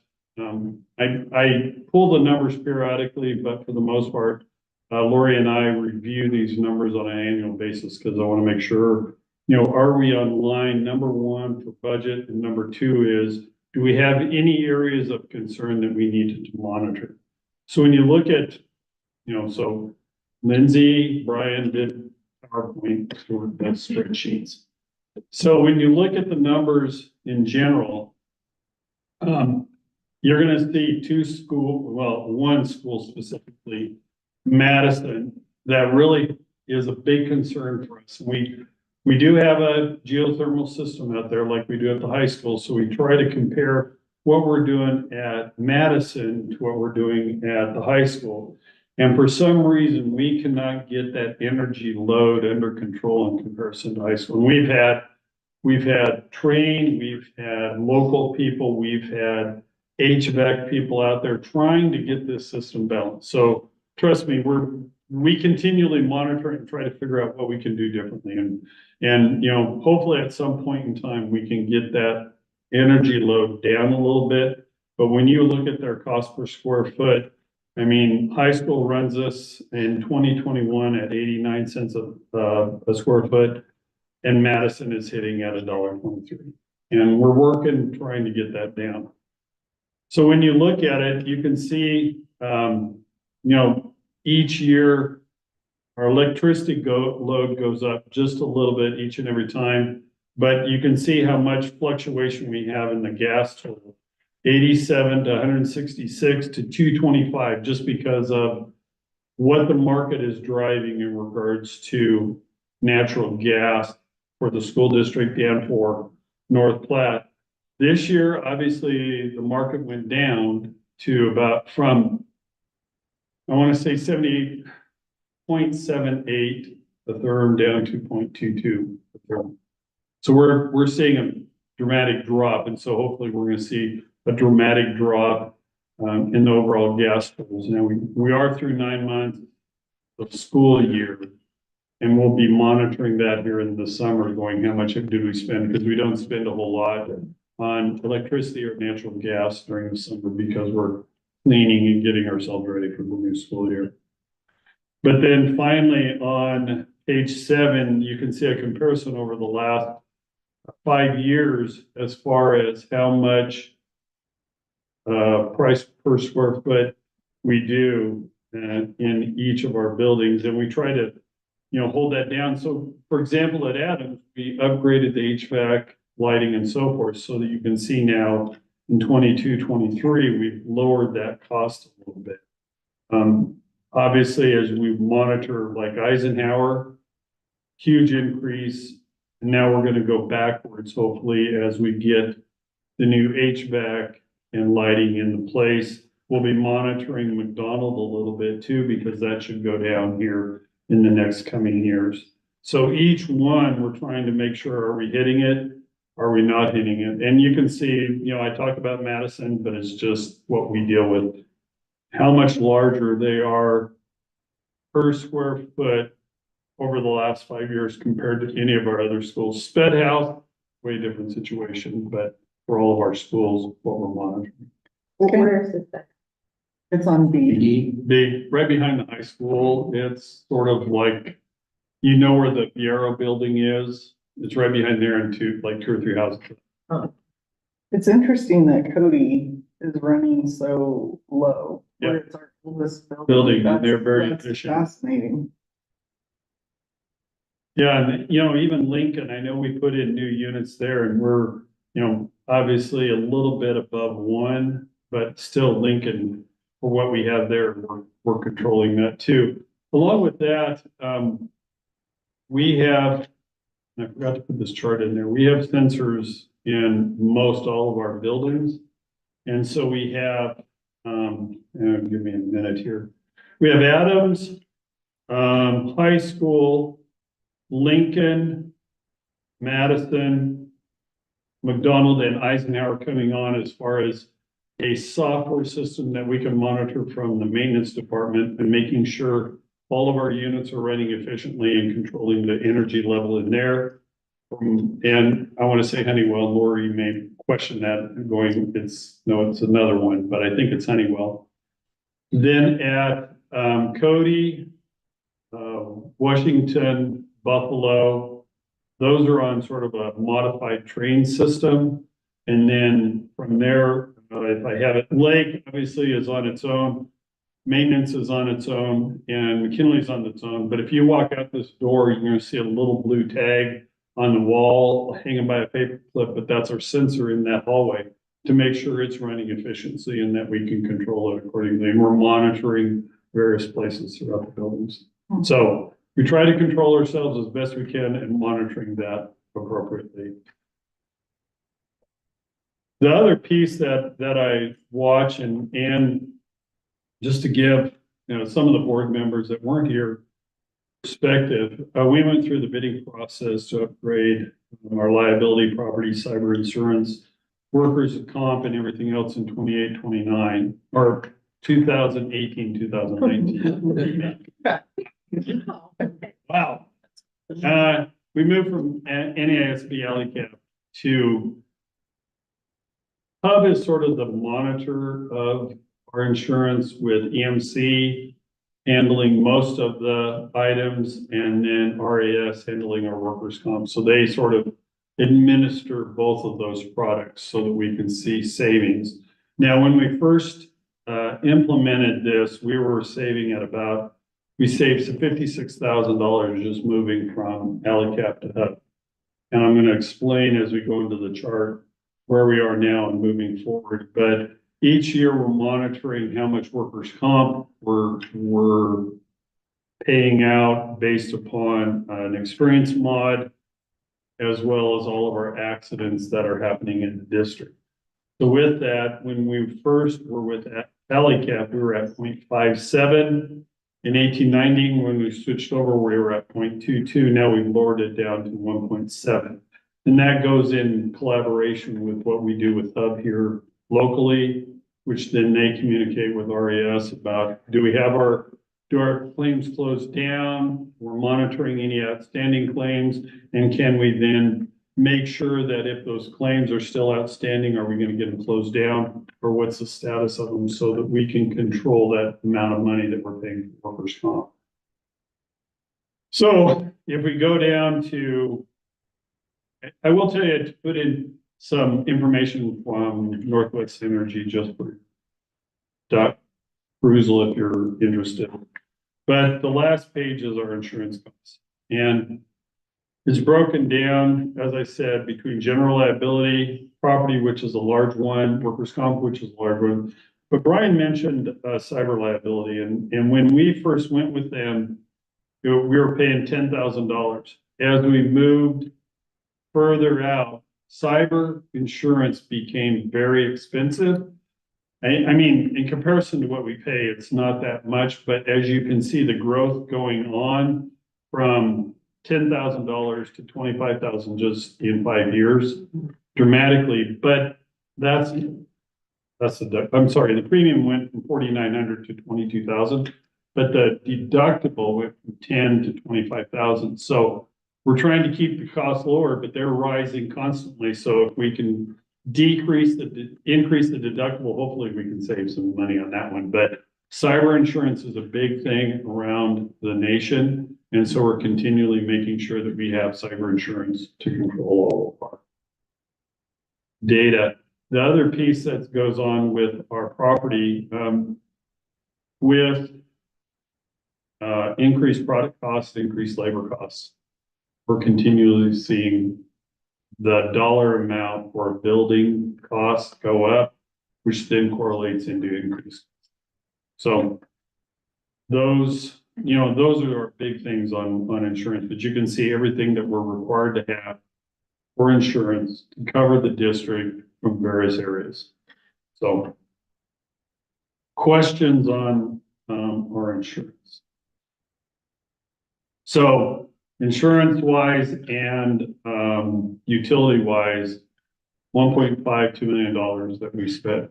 And insurance, we don't have as much control as we do as on utilities. Any other questions? So at the very, oh, sorry. Yeah, go ahead. Oh, no, go ahead. Also at the very bottom, you have total insurance cover cost. So we do pay a retainer per hub of 45,000 to Right, make sure that they can monitor all of our costs that go through too. So so they we have pay- it up there.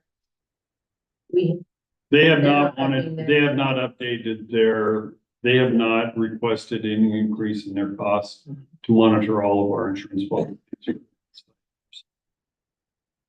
you see that changing in the future? Possibly this year. I think Tanner has reached out for a request, but I said, I want to see what our insurance costs are going to do, and then we can monitor what we need to do for it also. So we haven't got to that point. And truly, we just talked to Tanner today.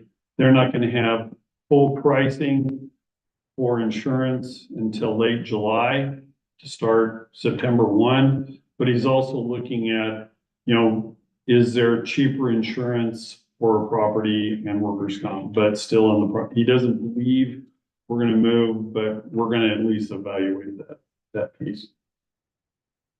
So I was just curious, well, there's actually a couple of things, but so the automobile that covers the buses and Yeah, all of our fleet of vehicles that we have. So we have buses, we have maintenance, we have any of our riding lawnmowers and everything else that goes on in the district. So we don't have, comparison to like a Hershey or Maxwell who runs bigger fleets of buses. I mean, we do have our coaches. We don't have as many buses as some, but it does cover all. and drivers and all. Yep. Yep. What's the inland marine? Inland marine, that's for electronic data processing. That's for all the stuff that Brian just went through. Okay. That's an insurance there, as well as, inland marine also covers, band instruments. And if there's any paintings or anything in the district that would maybe be valuable that we need to make sure that we have insurance coverage. Okay, and then the crime coverage, is that for? That is for basically anybody that has money. It mostly involves myself, where I'm covered as the treasurer, but then it also covers anybody else that handles money. So, Okay. the one item that maybe you may want to ask is, slip down here. The linebacker, public officials practice, that's for you guys. That covers you. So if there's anything that goes on or people want to have to sue the board, then that linebacker comes in and plays into effect in regards to insurance also for you. Okay, interesting names. Yeah. And then the linebacker comes in and then you have the umbrella that covers everything, just in case we have to move into that level. Are there any other questions for Stuart? I do think it's important point out that Hub hasn't raised their rates on us in 5 years. And that's pretty impressive and helpful. We try to control, I'm working with, like I said, working with Tanner. Lori and I work with him, number one, on workers' comp, but also other ones so that we can control it because, you know, as we always talk budget and dollar amounts, if we control that bottom line any way possible, we try to do that as best we can. Which is great, because I know insurance rates, you can't No, help, I mean, and Hub can't. But the fact that they're not raising their.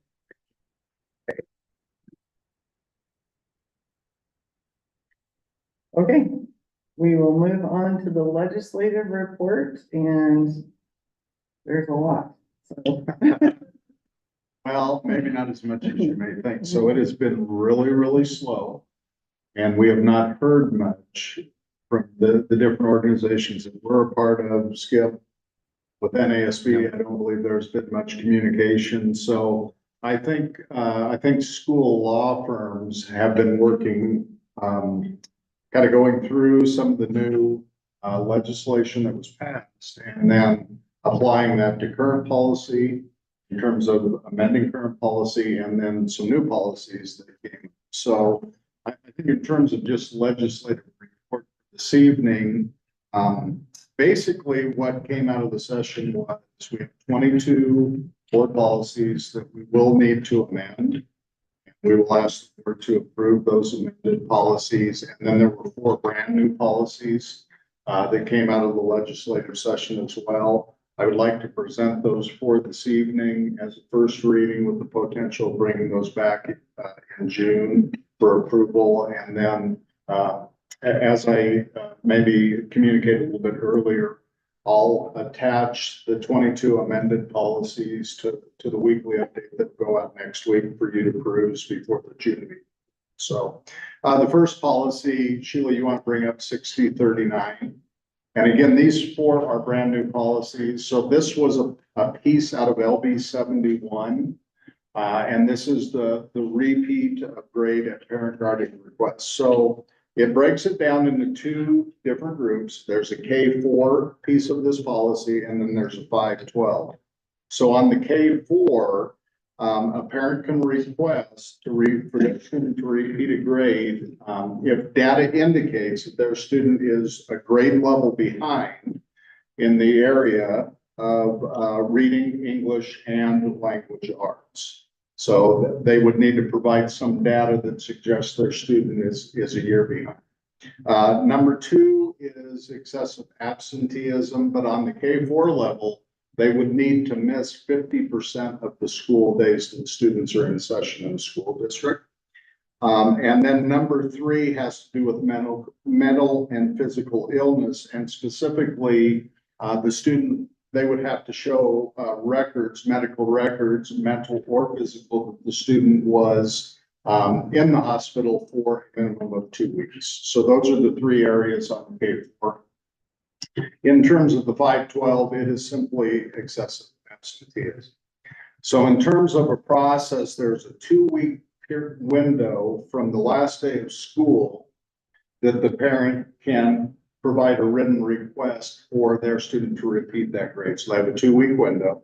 That written request goes to the building level principal, and then the building level principal will forward that to the superintendent of schools.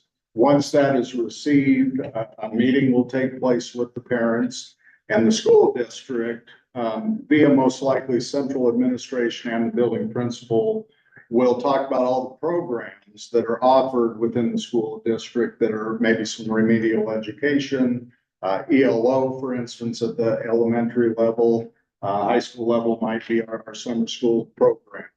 At that point, if the parent still wishes that their student repeat that particular grade level, that would go to NDE for paperwork. And then they would file that with NDE, and it would be an NDE discussion with that parent on that student repeating. So Is this like a big thing? Do a lot of parents want their kids to repeat? I don't, Victor, Lindsay, I mean, we do, it does come up on occasion, I would say there's about 3 or 4 requests every year. and more so at the elementary level. Than secondary. And so I guess the good thing about this policy is it does put some criteria around, what has to happen for that. So, again, this came out of LB 71, it's state statute now, so, we don't have a lot of choice in that.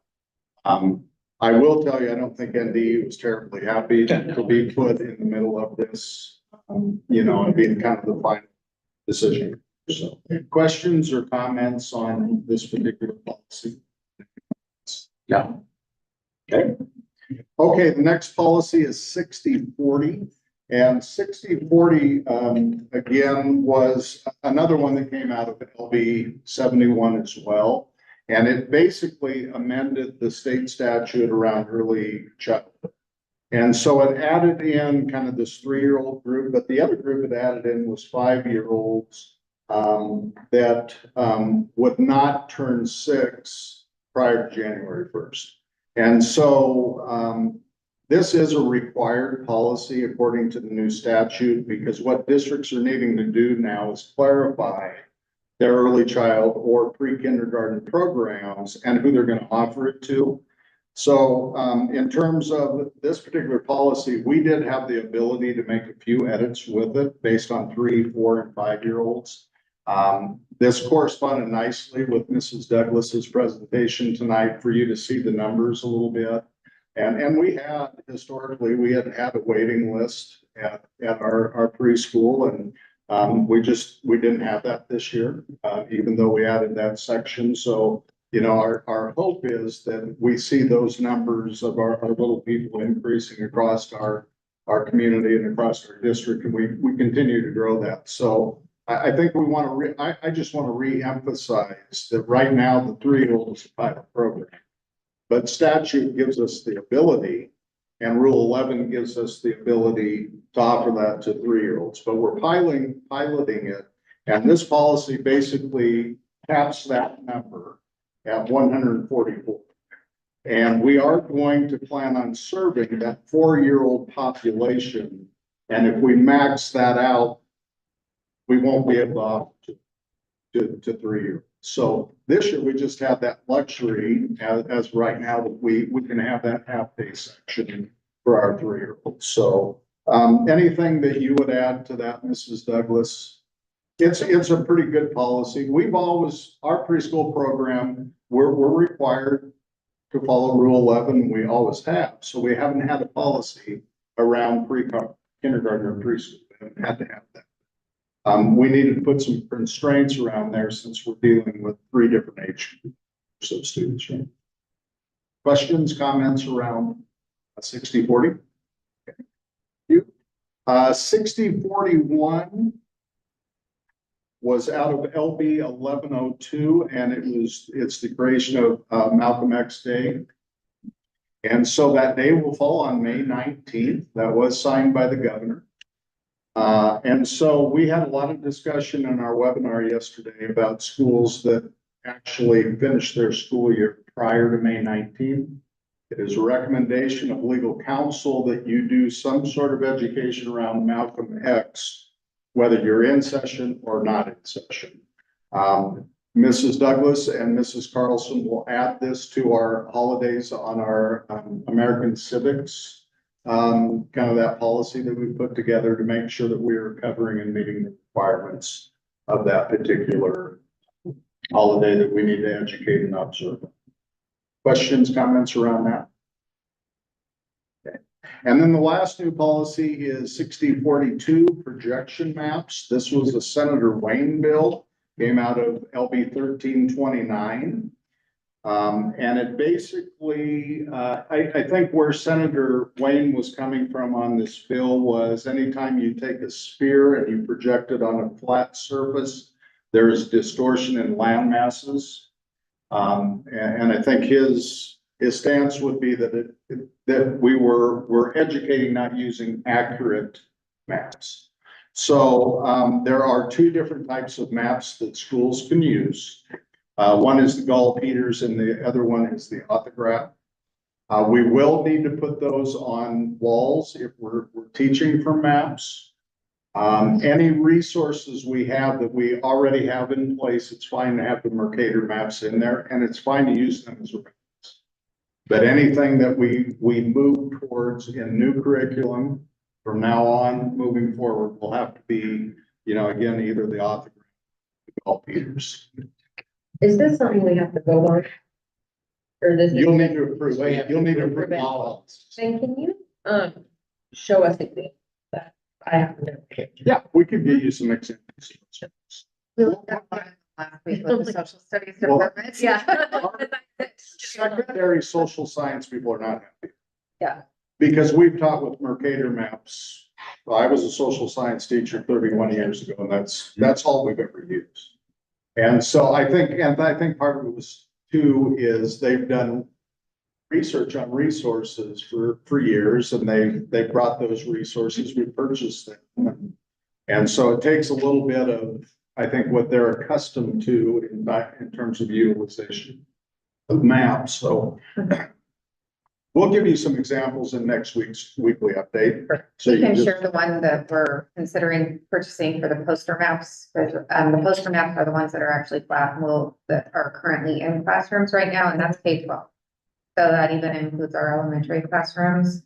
And then we have a couple of specialized courses at high school that use pull-down maps, a variety of pull-down maps for different geography classes, and especially one of the new classes that we're going to be offering at the high school.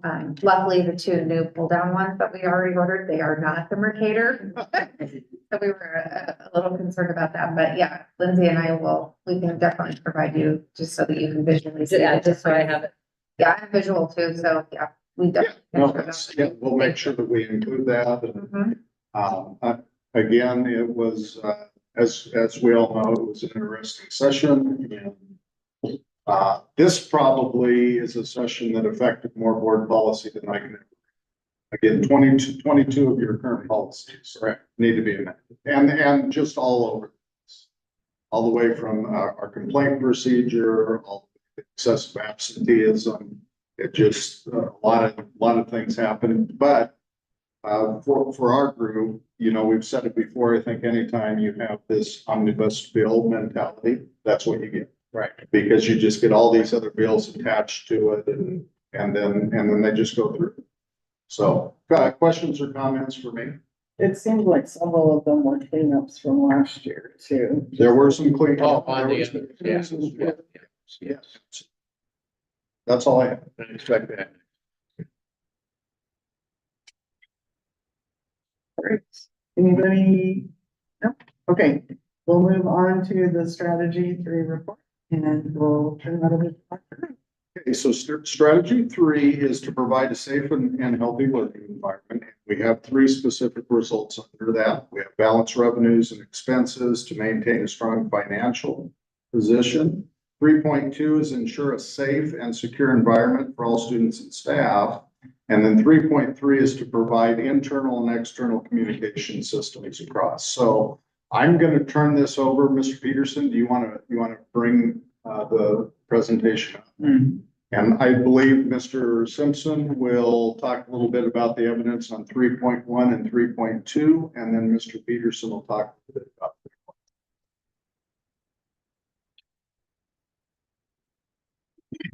3.1. I'll bring up my utilities. So as we looked at specific results on 3.1, basically every year I present and that'll be the committee of the whole where we stand on our cash reserves. And as we went through the budget process, we're trying to build those cash reserves back up to 25%. We were sitting at 17, but we continually will be evaluating that as far as our cash reserve. We do continually, I want to say thank you to Brandy. She's reaching out, trying to find some grants. I know Lindsay has done some. Brian and I continually look at E-rates so that we can maybe try to gain some other revenue sources. Because as we went through the state aid part, all of our other revenue that drives our educational programs in the district is flat. So if we have the ability of reaching out to other areas, hopefully we can get some support for our staff members and or supplies, so that we can continually offboard them away from our one cost into other costs. Every month, what I do is when we talk about keeping our principals and directors informed, I try to email out every month just a really quick snapshot about what their budget is for non-personnel expenses only. They don't need to see personnel because they can't control that. Non-personnel expenses, what they've expended, what's remaining in the percent, and then like at high school, they get the list of their activity accounts. I show them their depreciation, what they have in that. When we look at elementary, they get a really quick snapshot of not only their budget, what they see in their activity, and what they see in their depreciation, so they can see it. I send it out. Dr. Rhodes gets a quarterly report from me so that he can see each and every, what I'm sending out to principals, so he knows I'm communicating. And then at the end of the year, really, they're not going to get anything else because obviously we're going into the budget cycle of, you know, what remaining expenditures do we have and what to do. And then finally, we just want to continually monitor. I skipped over, I jumped down to the bottom and should have been at the top. But when I give you information, for example, with our energy in the district or anything else I look at, especially when we talk about our budget, I try to give you a historical trend. And even with our principals, I try to give them an historical trend of what they've expended so that when they're setting their budget for the next year, we can get a better idea. I sit down with all the directors too to make sure that we set the budget direction for them so that we have everything addressed accordingly, you know, from teaching and learning and curriculum adoption to elementary media to just like our high school. So, questions about through.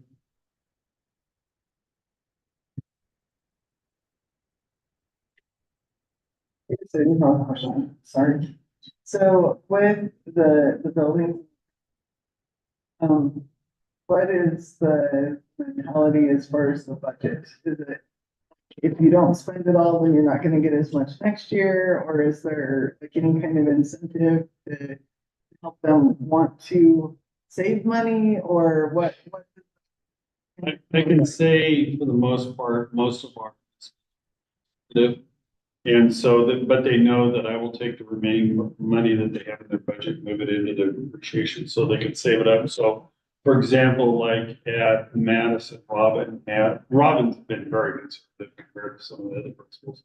But she knows that she wants to upgrade Madison. So one of the big items that she's working on is working with Brian and myself about getting a new digital board for Madison, similar to what we have at the high school, to some of the other elementaries that are going on. So she's been really conscientious. And then there's some other items that she's been working with teaching and learning and Brian about what she wants to do different in her building to maybe help increase the knowledge level of her students. So Robin knows that she gets the money in depreciation and then she can expend it. It has to be for equipment and or related projects that are high dollar amount that are tangible. You can't really buy certain things like, okay, I want to buy paper or pens or something out of depreciation. It has to be sort of a equipment type purchase, but there's a little bit of a nuance within that.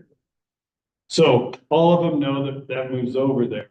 So with that, I do monitor that every month. And second of all, I just looked at me, every cabinet meeting and every month, I just show them sort of a quick list of everything that we have in the district. For example, not only high school, but where our poverty money is, where our insurance is, where our utilities are, where, you know, all of our other departments are sitting also, so that everybody can see it all at once. So the cabinet gets to know what I'm looking at on a monthly basis. So then, when we go into a safe, secure environment, talking about this and what we do, I think, first of all, and I'm trying to remember some of this and I apologize, but,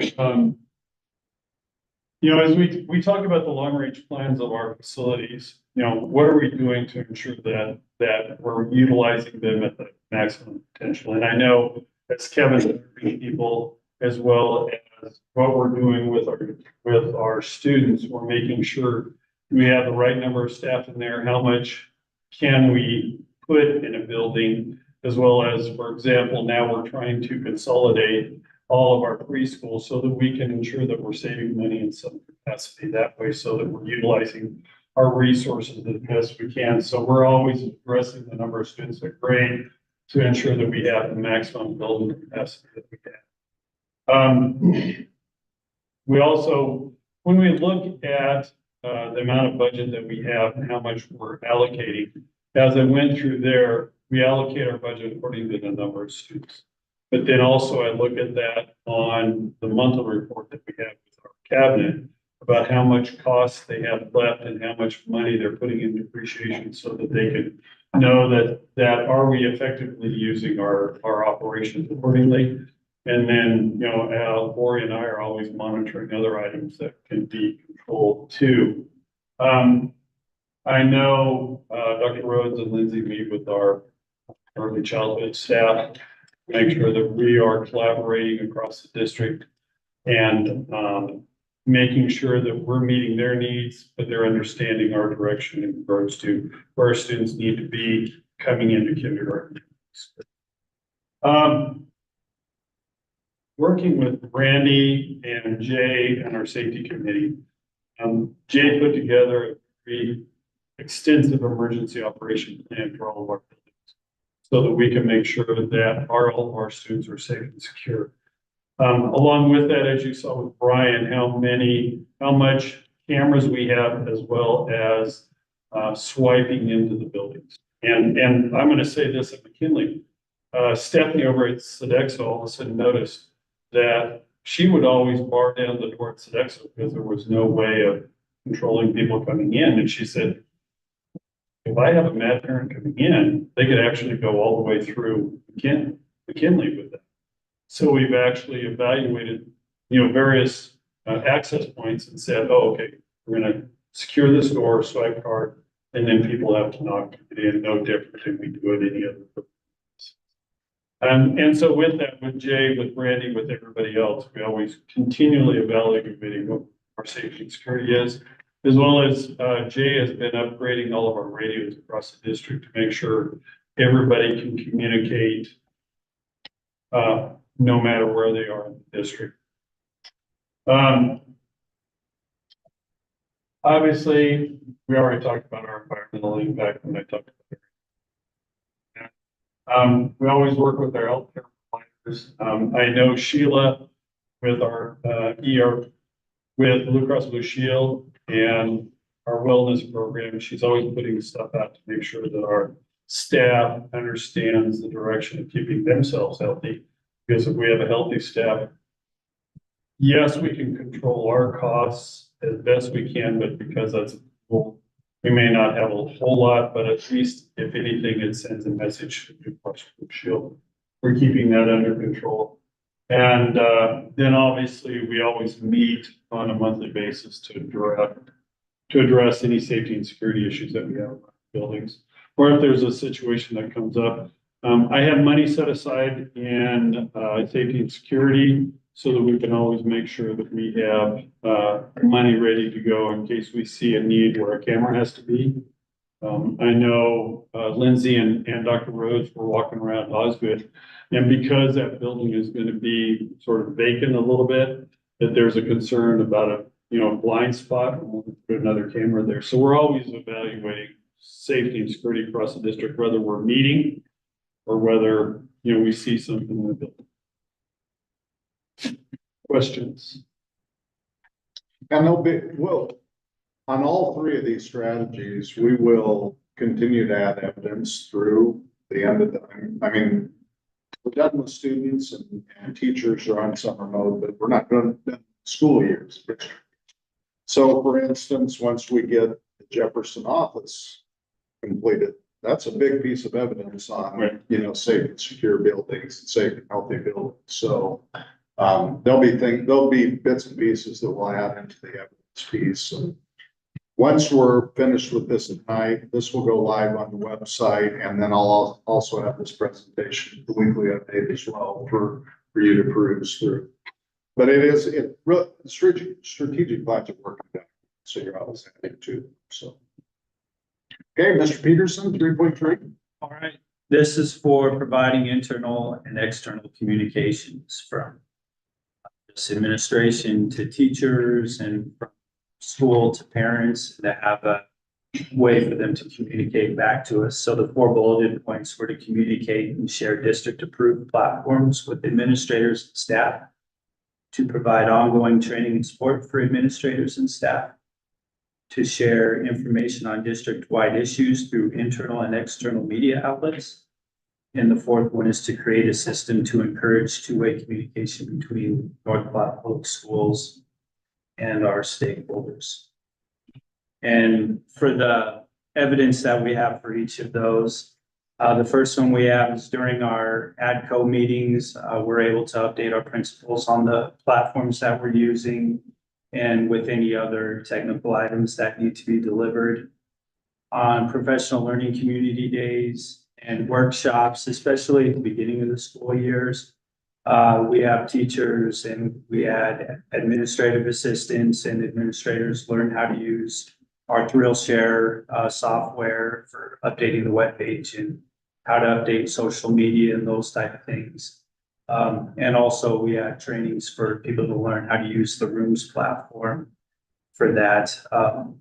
We also have emails that send out that have training videos or other meetings that come up as needed where we can provide that support. The folks at ThrillShare, we do have recurring meetings with them on Zoom. And so they kind of let us know how our usage is going through those things. And they also offer support for our teachers too, where they can at about any time, if we give them a heads up of notice, where they can do kind of an impromptu workshop those things. Depending on target audience and messaging, we can use our email, social media, web, or using press releases through the news to share out any information that we need to.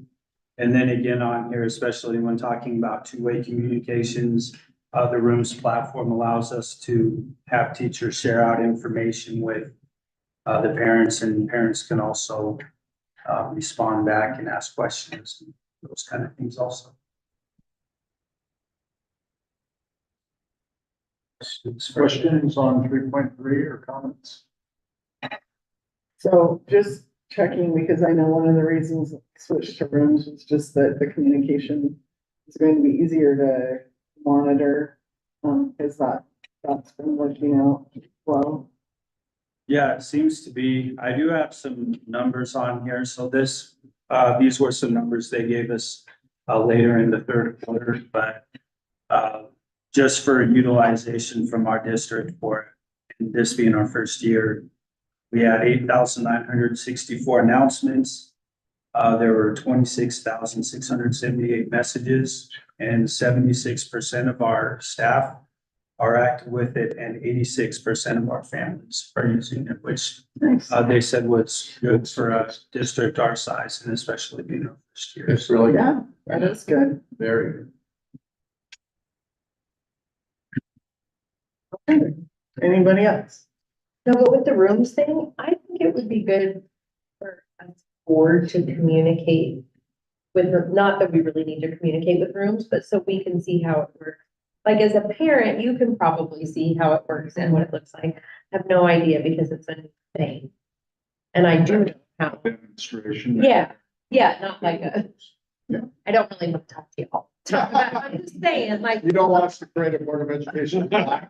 But I think it would be very good for us to be able to see the ins and outs of it, and whatever, because what was the old one called? Thank you. Yeah. Because I know how Remind works. I know how to get around in Remind. I know how to secretly message other people. But I know how to work it, so I'd like to see how the other. We can do that. And just my experience, it's really simple. So I be able to message coaches and I've used that. From the parent. Well, and I love those statistics because we had so many Yeah. people that didn't use. It's great. Okay, I just, before we adjourn, I have one thing that I forgot to mention that I need to mention. So before we meet with Sherry at the end of June, you'll need to make sure that you're able to still access your Gallup info. So when we took that test, you should have created an account on the Gallup website. And so if you have any problems with that. So, How they have results. yeah. I think I have 5 different. Gallup. Yeah, usually, so, and you probably can email Sherry and she could give you like directions on how to get back into that call, but. Okay. Okay, it would be really good if you could just. Really did not create this. They used to call it fast. I don't know what email. That was so long ago. Yeah, because if you've like already done one in the past. You can't use the same. Can't use my school. Yeah, that. I think I We do. did that. So Sherry should be able to help you. I'm certain I have. figure- Yeah, so you'll want to have your top 5 and Sure. then if you can get into the Google site and just kind of review what those are, just so that that's fresh when we. I have So- to. I did want to ask about, Osgood. Are we gonna save money on that with the electricity and insurance now that it'll be? The insurance probably not, because then we still have to insure it for anything and everything, liability and property damage. But on, utilities, we'll be monitoring that to make sure we can keep it as low, still keeping, the temperature within the building so that we don't freeze pipes and everything, but, That would- and then as well Forget as mold.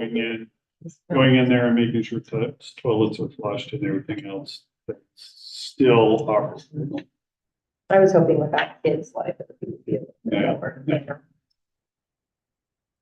Okay, I'll entertain a motion to. I make a motion to. Second. Roll call. Andrew Livy, Aye. Bill Henry, Aye. Steve Hook. Aye.